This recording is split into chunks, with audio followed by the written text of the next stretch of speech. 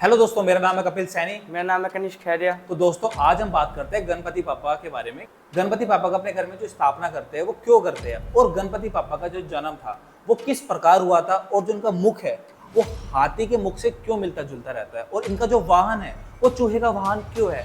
और विशेष चीज, तो हर पूजा से पहले गणपति पापा को क्यों पूजा जाता है, गणपति पापा को धूप क्यों अर्पण की जाती है, आज हम इस वीडियो में जानेंगे। और एक विशेष चीज, जो हमारे साथ है कनिष्क भाई, इन्होंने गणपति पापा का अपने घर में स्थापना की है। क्या कारण है इसके बीच में, क्यों उनके घर में कुछ दुख तकलीफ हो रही थी, क्या विशेष कारण है, तो आज हम इस वीडियो में जानते हैं कनिष्क भाई के मुंह से। जी तो भाई, जो आप गणेश जी की मूर्ति बड़ी प्यारी लेकर आए हो, कि क्या कारण था कि आपने गणेश जी की स्थापना करी अपने घर में, कोई दुख थी, तकलीफ थी, क्या रीजन था? मैं काफ़ी छोटा था, 2016 की बात है। 2016 से हमारे घर में गणेश जी आ रहे हैं। शायद ये 9वां साल होगा हमारे गणेश जी का। घर में हमारे थोड़ी ज़्यादा परेशानियां चल रही थी। आप मेरी गली में रहते उस टाइम, मेरी चोरी भी हुई थी घर पे, आपको पता ही है। हाँ, आउट ऑफ स्टेशन गया था, अर्जेंट आए थे हम। और बाकी मेरे जो दादाजी थे वो एक्सपायर कर गए थे, जो नानी थी वो एक्सपायर कर गई थी। मतलब काफ़ी उतार चढ़ा था घर में भी, मतलब फाइनेंशियल प्रॉब्लम और बाकी ऐसे ही चल रहा था। तो उस टाइम मेरे पापा मम्मी पहली बार हमारे घर गणेश जी आए थे, और तब से जो मतलब हमने परेशानी तब फेस की थी, भगवान की कृपा से अभी तक हमने इतनी परेशानी कभी फेस नहीं किया। और कभी छोटी मोटी परेशानी आती है, वो बप्पा की दुआ से वो जल्दी हट जाती, कोई बड़ी नहीं आती। गणपति पापा आपने विघ्नहर्ता अपने घर में रखे हैं, सब कुछ अच्छा लगता है। हाँ, अभी तक तो। आप एक चीज बताओ कि इनका जन्म किस प्रकार हुआ था, किस तरह हुआ था, मतलब लोगों को मैं बताना चाहता हूँ अपने वीडियो में। पार्वती माता का कोई पुत्र नहीं था, पहली बात तो ये। और दूसरी बात, एक नंदी महाराज है, तो पार्वती माता अंदर स्नान करने जाती है, तो उन्हें बोलती है कोई अंदर नहीं आना चाहिए। तो उसके कुछ टाइम बाद महादेव आते हैं, तो नंदी महाराज उनसे बोलते हैं कि माता अंदर स्नान कर रही हैं, आप अंदर मत जाओ। तो महादेव बोलते हैं कानून जो भी है तुम बोल रहे हो हमारे लिए नहीं है, हमें अंदर जाने दो। तो नंदी महाराज उन्हें आराम से अंदर जाने देते हैं। तो ये देख के मतलब जो पार्वती माता होती है वो काफ़ी क्रोधित हो जाती है, मतलब क्रोधित का मतलब निराश हो जाती हैं।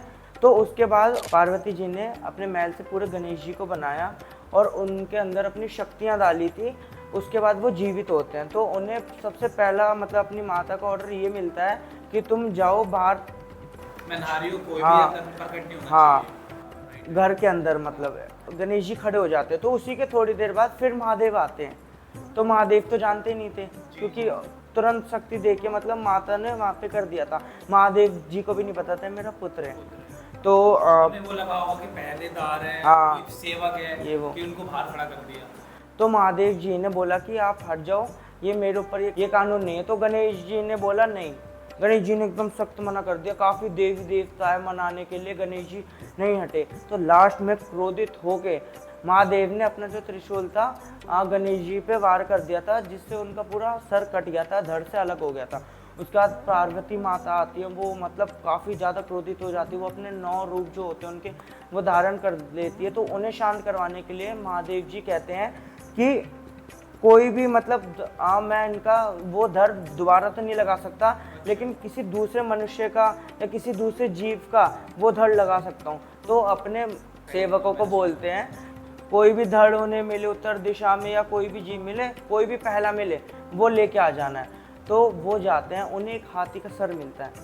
अच्छा, हाँ, वो भी कटा हुआ मिलता है अलग। वो मतलब हाथी का उन्हें पहले थी कि वो हाथी का मतलब सर लाके गणेश जी में लगा देते हैं, तब से उनकी मतलब ऐसे पूजा की जाती है।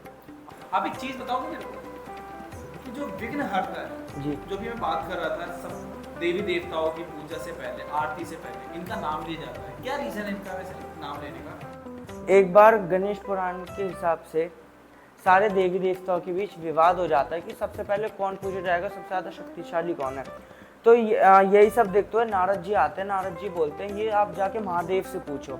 तो महादेव उन्हें एक उपाय बताते हैं कि तुम सारे जितने भी देवी देवता हैं वो अपने अपने वाहन से पूरा जो ब्रह्मांड है उनके चक्कर काटो, पूरे संसार के चक्कर काटो। जो सबसे पहले आएगा वो सबसे पहले पूजा जाएगा, हर पूजा से पहले। सारे अपने वाहन ले लेके निकल जाते हैं, लेकिन जो गजानन स्वामी होते हैं वो क्या करते हैं, वो अपने वाहन के साथ महादेव और पार्वती जी का परिक्रमा काटते हैं और कहते हैं मेरा संसार और मेरा ब्रह्मांड सब कुछ आप ही हो, मैंने तो अपना परिक्रमा लगा दिया। तो तब से गणेश जी को पहला पूजा जाता है कि महादेव ने वहाँ पे बोल दिया था कि गणेश जी हर पूजा से पहले गणेश जी पूजा जाएंगे, नहीं तो कोई भी पूजा मानी नहीं जाएगी। अपने गणपति बापा को तो मानते ही बुद्धि के सबसे ज्यादा श्रेष्ठ जाता है। और ये इन्होंने फिर जो चक्कर लगाया हाँ। सभी देवता देवताओं को उन्होंने मतलब जिस तरह भगाया और कुछ सेकंड में उन्होंने फिर माता पिता को जो चक्कर लगाया हाँ। सबको प्रसन्न करके उन्होंने बुद्धि साबित करते कि हाँ एक्चुअल में बुद्धि का सबश्रेष्ठ माना जाता है। मैं आपसे एक सवाल और पूछूंगा इसी चीज़ के रिगार्डिंग। आप एक चीज़ बताओ, जो गणेश जी भगवान है इनके वाहन है चूहा और कार्तिकेय की मोर थे और अपने इनके हाथी थे इंद्र भगवान के। तो गणेश जी भगवान इनके चूहा होने का क्या कारण है? मतलब इनके वाहन चूहे क्यों? मतलब इनके आकार आप जानते हो इतना हाँ, फैला जी, हुआ जी। है और चूहे का छोटा सा, ये किस तरह उन पे विराजमान होते हैं, क्या कार्य है? आपको एक रियल बात बताओ, वो जो चूहा जो मूसक है वो पहले एक राक्षस था, सीरियसली? सच में। तो मतलब कैसे, क्या तो स्टोरी? मतलब एक राक्षस था, उसने पूरे साधु जो उनके उसमें होते सब में मतलब वो तंग करके रख दिया था। फिर एक साधु ने श्राप दिया कि तुम मूषक बन जाओगे। मूषक बनने के बाद उसी साधु के घर में जाके उस चूहे ने मतलब तहस नहस कर दिया, वहाँ पे भी आगे लगा दी उसने। अच्छा। हाँ, क्योंकि आग तो वो लगा ही रहा था, उसे तो मूषक बनाया बस। उसके बाद गणेश जी क्रोधित होकर उन्हें खा जाते हैं। वो उनका क्या मतलब यही था, ना रहेगा बांस ना बजेगी बांसुरी। तो वो तो खा जाते हैं, सारी समस्या दूर हो जाती है। लेकिन वो तो राक्षस जल रहा था अंदर से। जो राक्षस था उनके पेट में पूरा ऊपर से लेकर नीचे तक जलन मचा दी थी। वो परेशान होकर इधर इधर इधर उधर घूम रहे थे। तो एक साधु और थे, उन्होंने धूप दी, बोला ये खाओ ठीक हो जाएगा। और जैसे उन्होंने वो धूप खाई तो वो ठीक हो गए। तो तब से महादेव जी ने बोला कि जब तक उन्हें धूप नहीं चढ़ेगी पूजा में, वो पूजा नहीं मानी जाएगी। आप एक चीज बताओ, गणपति बाबा की 11 दिन तक पूजा क्यों की जाती है, क्या कारण था इसका? तो गणपति बप्पा जो हमारे हैं गजानन स्वामी, महाभारत लिखने के लिए एक साधु के पास गए थे। वेद व्यास जी जो थे उन्होंने महादेव जी को बोला मुझे एक ऐसा पढ़ा लिखा ऐसा मतलब ज्ञानी दो जो मतलब मेरी पूरी महाभारत लिख दे बिना रुके। महादेव जी कहते हैं आप गणेश जी को ले जाओ। तो गणेश जी जाते एक शर्त बोलते हैं, मैं लिखता रहूँगा लेकिन अगर आप महाभारत बोलते बोलते एक बार भी रुक गए मैं लिखना छोड़ दूंगा। बिल्कुल। इनकी मतलब गणेश जी की एक शर्त थी। हाँ, शर्त थी, अगर तुम एक बार भी रुक गए मैं लिखना छोड़ दूंगा। और तुम आपको बोलते रहना जब तक उसका अंत नहीं हो जाता। मतलब इस बीच में वो खा भी नहीं सकते और उठ भी नहीं सकते। हाँ, नहीं, टॉयलेट वॉशरूम कहीं नहीं जा सकते। वो लिखते ही रहे।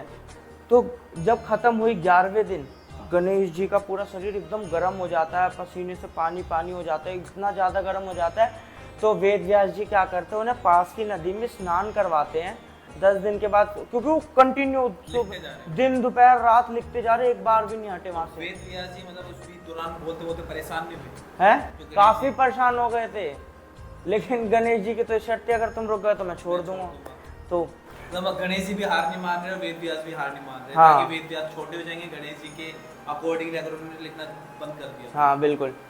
तो उसके बाद उन्हें स्नान करवाते हैं। तो मतलब तब से 11 दिन। और सबसे पहले आपको पता है गणेश जी की स्थापना किसने की थी, कब से मतलब रीति चलती आई है? तो सबसे पहले लाए थे हमारे छत्रपति शिवाजी। अच्छा, छत्रपति शिवाजी। हाँ जी, तो वही लाए थे महाराज। उन्होंने 10 दिन उनकी पूजा करके 11वें दिन उनका विसर्जन किया था।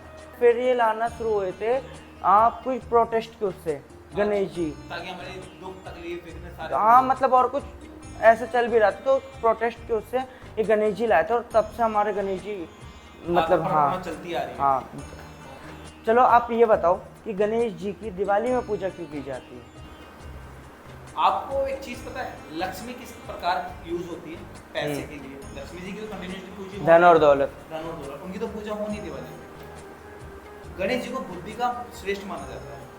अगर हम कोई भी लक्ष्मी यूज कर रहे हैं, पैसा यूज कर रहे हैं, तो हमें बुद्धि का हाँ, प्रयोग उसके लिए होना चाहिए। बुद्धि। तो इसलिए कंटिन्यूसली उनकी पूजा होनी दिवाली में। और रही बात सरस्वती की पूजा इसलिए होती है क्योंकि उन्हें पढ़ाई लिखाई उनकी माता खाया जाता है, इसलिए उनकी पूजा की जाती है। इसलिए लक्ष्मी, गणेश और सरस्वती की पूजा करनी अनिवार्य लक्ष्य अपनी दिवाली के टाइम पे। अच्छा, तो दोस्तों, आप इस वीडियो से क्या जाने, आप इस वीडियो को आप देखो और अपने घर पे जो भी हो रही परेशानियों, चमत्कार, गणपति बाबा अपने घर में स्थापना करो और देखो आपके विघ्न हरता कैसे विघ्न हरते हैं आपके घर के तकलीफ के।